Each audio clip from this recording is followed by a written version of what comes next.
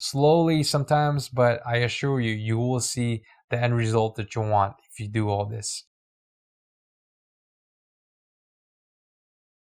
What's up guys, Johnny here. In this video, I'm going to be talking about why skinny guys can't gain weight.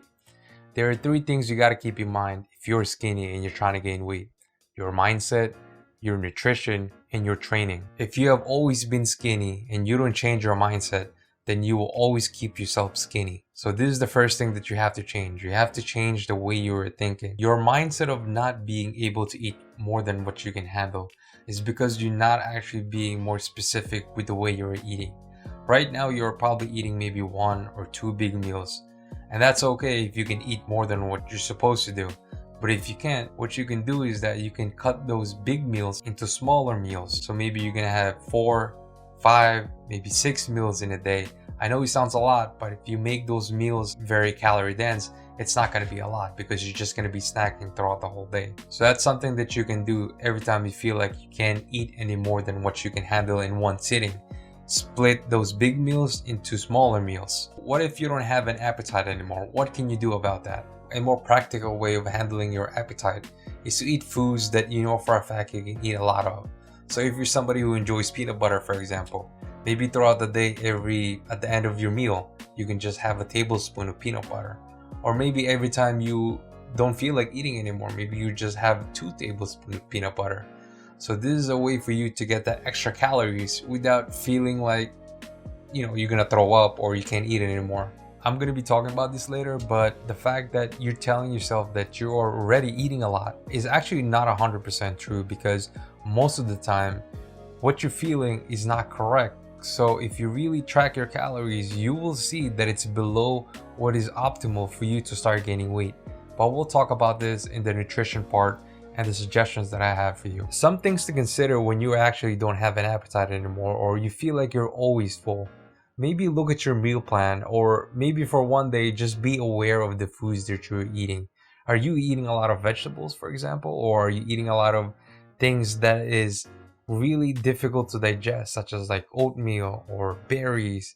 Things like that will really make eating a lot difficult. Keep in mind that the best food choice for you right now will depend on the type of diet restriction that you have for yourself, or the type of diet that you're doing. So if you're somebody who is vegan, carnivore, vegetarian, then you have to really figure out and play around with the foods that you are able to eat to find the ones that is really high in calories but also will not make you full. And if you're somebody who actually has more flexibility when it comes to the food choices that you have for yourself, picking the foods that is really high in calorie and is very appetizing for you will be a lot easier, because for some days that you can't eat anymore, maybe grabbing a chocolate bar will be the best for you. Some people might find the suggestions that I gave you to be kind of over the top, and a lot of people advocate that you have to be healthy with the food choices that you're doing.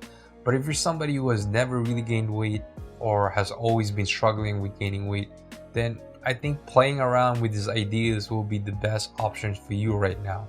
Maybe in the long run, when you do start gaining weight, you can find a middle ground. But if you're somebody who is really struggling and he has no other choice and has tried everything, doing this will be the best option for you. So let's talk about the nutritional aspect when it comes to kind of figuring this out and your calorie balance and how you can figure that out.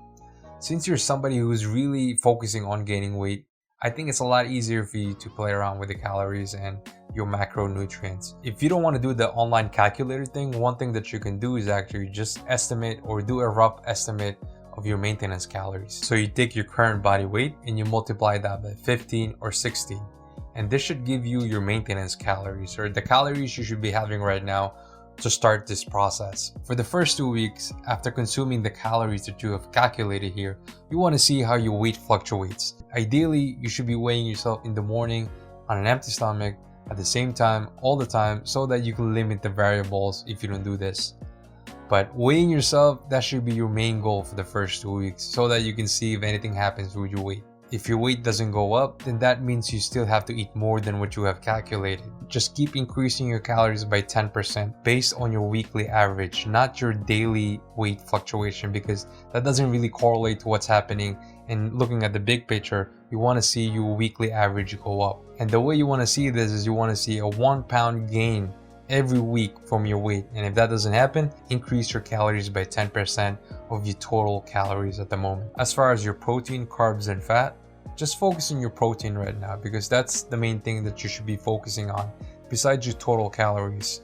And how much protein you should be getting? You should at least get 1 gram per pound of your current weight. And this has to change as your weight goes up. Focusing on your protein at this time will be the best, because you want to use the calorie surplus to actually also build muscle at the same time. So make sure that you don't use all that extra calorie surplus to make yourself fat. You're gonna have to be training. If you're skinny and you're trying to gain weight, I'm imagining you to be somebody who is a little bit more of an amateur, or somebody who is a beginner when it comes to training.